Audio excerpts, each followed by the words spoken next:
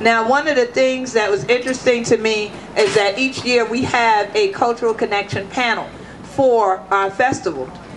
And when I spoke to Sister Kathy Hambrick and said that I wanted to focus on the Geechee connections here in Louisiana, she paused. And I'm not used to her pausing. And then she wanted me to fully detail what was it I was looking for. And I said, Sister Cynthia, and who I'm looking for. And so I said, first and foremost, I need the fishermen. She said, well, like I said, that shrimp that make their own cast nets, that make their own boats. She said, we have to look for those. I said, okay. I said, well, next, I'd like the quilters. She said, well, you know, I met folks who said their grandmama used to do it, but the grandmama not alive no more, so we'll have to look for them.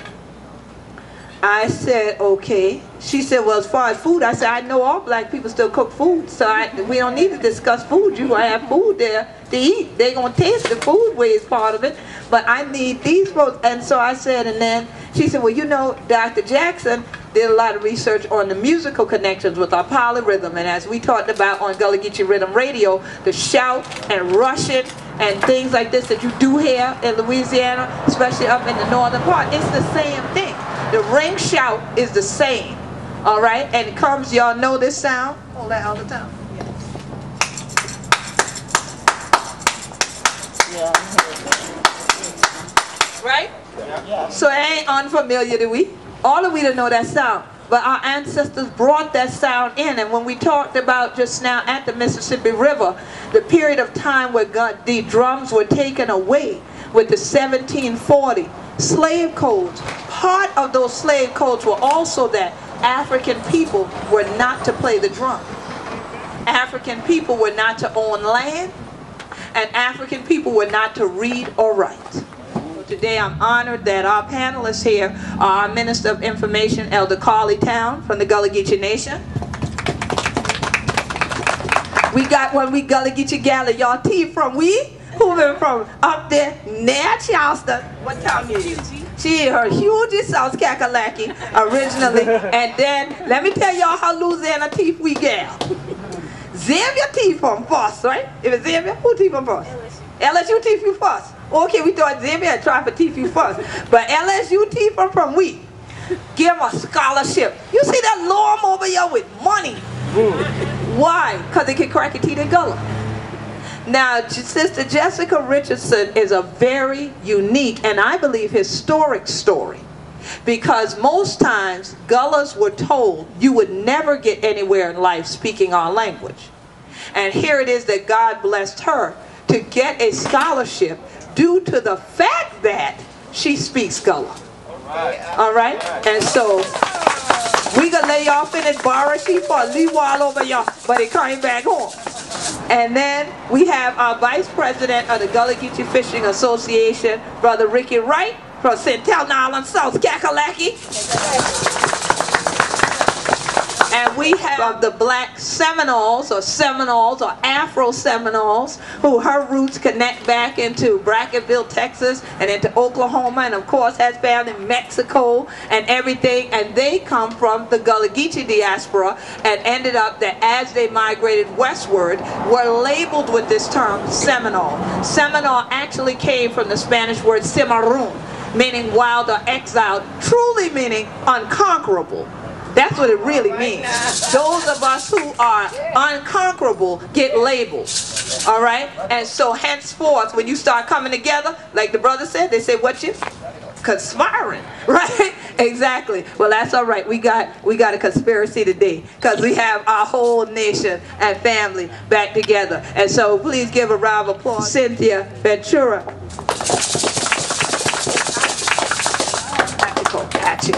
Is the last part. And so we want to start off, I think it's very appropriate if we start with Sister Cynthia, because being here in the West, a lot of people, like yesterday, we celebrated with the Mardi Gras Indians in New Orleans. And so it's very important for people to really, as I like to say, overstand, but get an understanding of who are the Black Seminoles, and then how does that connect when we talk about Geechee and Gullah connections as well. So Sister Cynthia. Okay. Well, I'd like to read this because I'm much better. I'd like to read this because I'm much better at reading my thoughts than to just speak them. No problem. my name is Cynthia Ventura Atchison. I am an enrolled member of the United Warrior Band of Texas and Mexican Seminoles. We are not currently federally recognized. We hope to achieve that goal in the near future. The question is, where have our traditions gone? Most of our traditions have disappeared into civilization and modernization. Traditionally, they kept traditions intact by not being exposed to other cultures or to keep outsiders to a minimum. As that is not possible, we must find new ways to enrich what is left of our traditions. We also lost our traditions to historians. As they are not part of our culture or family, accuracy is not always important. Accuracy is very important to us. Unfortunately, most historians write to share their ideas, but usually misrepresent the information that is out there.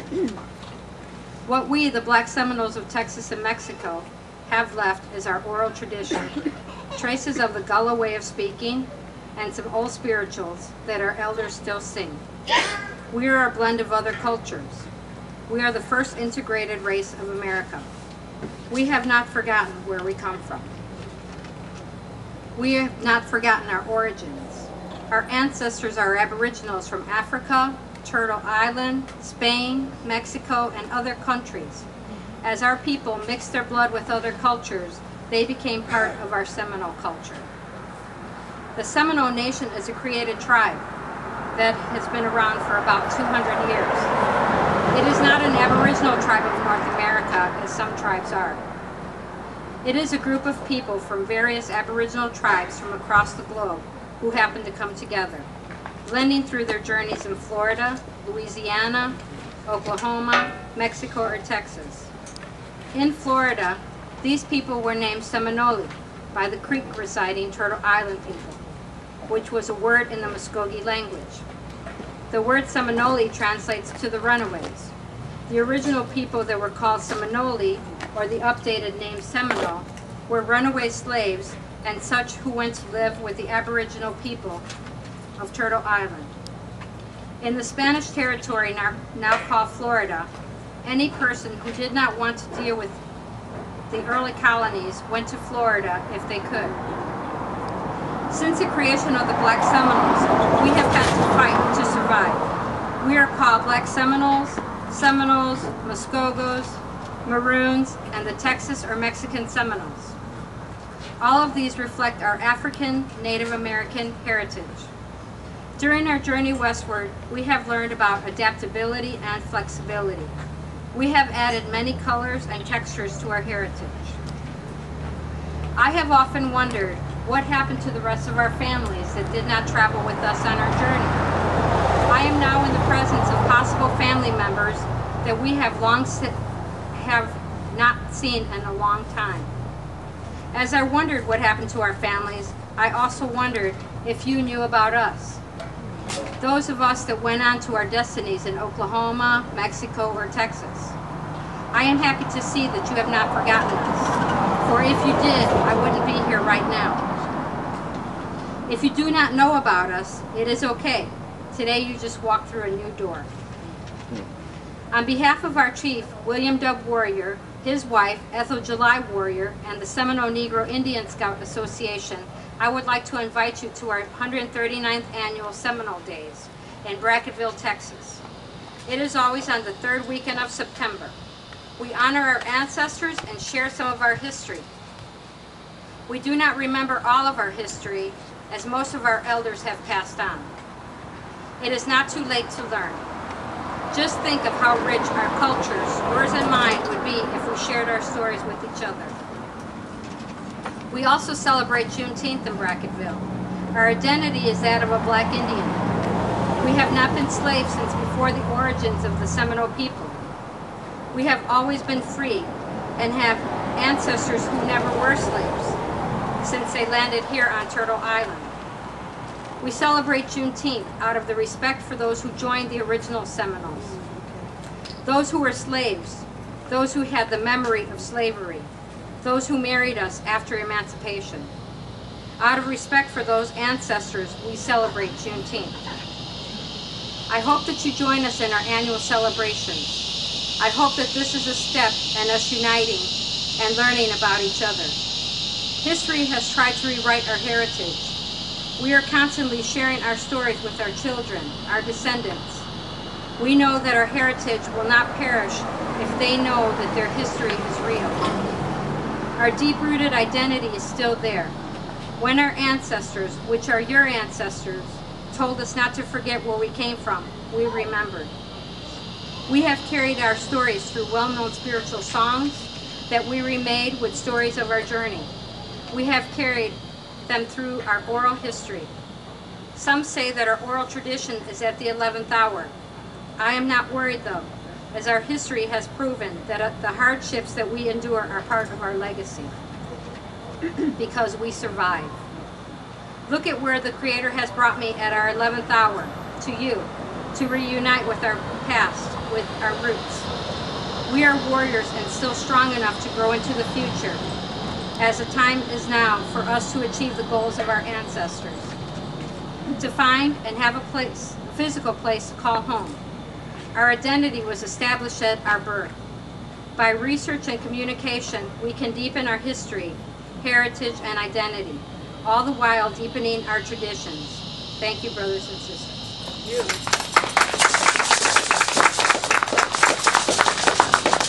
Remember that statement we made at the ward about remember. And you can hear from Sister Cynthia's presentation that a lot of it is about reconnection in order to remember. I'm sure that many of you here in Louisiana, just like us, we also live in a hurricane zone in the Gullah Geechee Nation. I know many of you can think of things that you wish now that you had asked an elder when they were still here. And they're not here either because a hurricane came and then something happened. Either they weren't removed from the storm or just the heartbreak of the storm. Many of us lost our greatest encyclopedias, our elders. And so our greatest treasure more often than not is in the graveyard. And so it is important that when we are above ground, that we pass things on. And so definitely Seminole Days, we will be back there again for Seminole Days this year. And as she said, it is the third weekend in September every year. And just like this gathering here, it's a family reunion. That's all it was. So you get there, folks just come up, well, who you belongs to? Which one the family? You a Seminole? And then when I say, well, kind of, y'all really come from us. We're Gullah Geechees. And then it's like, oh, Gullah Geechee, what's that? And so it's real interesting to stand there sometime with somebody 75 years old telling you to tell them where they came from.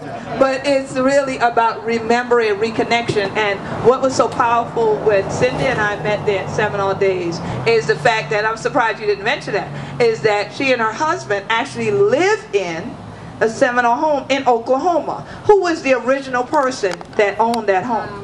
A.J. Brown and Manny Lou Brown.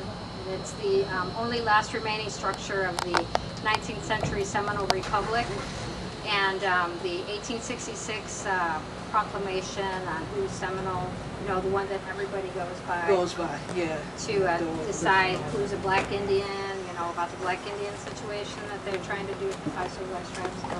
Right. Those are those people that own that house. And as she's mentioning, some might not be aware, but you heard all the titles she mentioned: Seminole, Black Seminole, Afro Seminole, Muskogee. All of these titles are given so that you think you're not the same people. That's number one.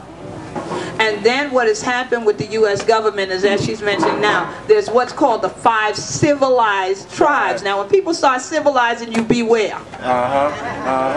Because there's some of the most uncivil people in history that call themselves civilized. All right? So watch that. But when they call it the 5 civilized tribes, that means those are the groups that the U.S. government is willing to recognize because they're willing to work with them.